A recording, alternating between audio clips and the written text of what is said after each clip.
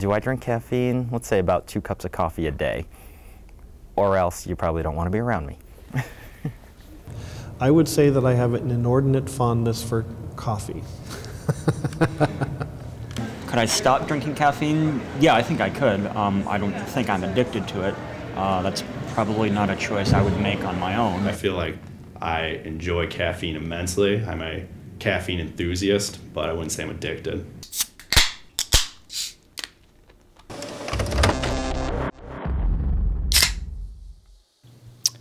Can you be addicted to caffeine? The answer is yes. If you're saying that they don't want to stop, that's probably the biggest sign of being addicted to something. I could stop drinking coffee if I had to, but I don't think that I have to. There is a known syndrome that's getting more and more recognition in the recent years called caffeine-dependent syndrome, especially in the youth population these days. It's getting more attention, but it is an addicting drug. Caffeine is a pretty benign substance where it's not going to cause major issues, but it will, speed up your heart rate a little bit. I get a little jittery, maybe a little too talkative. Like, I've heard of a lot of people getting like really high buzzes off them and then not feeling good. I get clammy and I start awkward conversations with people because I have too much energy. The biggest danger for caffeine, if you have too much of it, is something that we actually call caffeine-induced anxiety disorder. That'll hit you before any of the health problems. Basically, if you drink too much caffeine, you're going to show signs of a disorder that look no different from a generalized anxiety disorder. So you'll panic, you'll be anxious about everything, your heart will be racing. The other thing, it does raise your blood pressure. It's not going to be a big long-term effect. That's something to watch out for. If you have high blood pressure, it could compound that. A very minor thing that people do overlook on a daily basis is caffeine dehydrates you. It's a diuretic type of a chemical.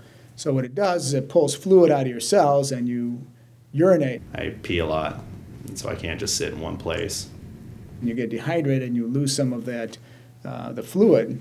You're always told to have lots of fluid, lots of water, and so on, and this just does the opposite. Every time I drink energy drinks, I get shits. I poop my brains out. It's so negative. That's a negative experience if there's ever been one.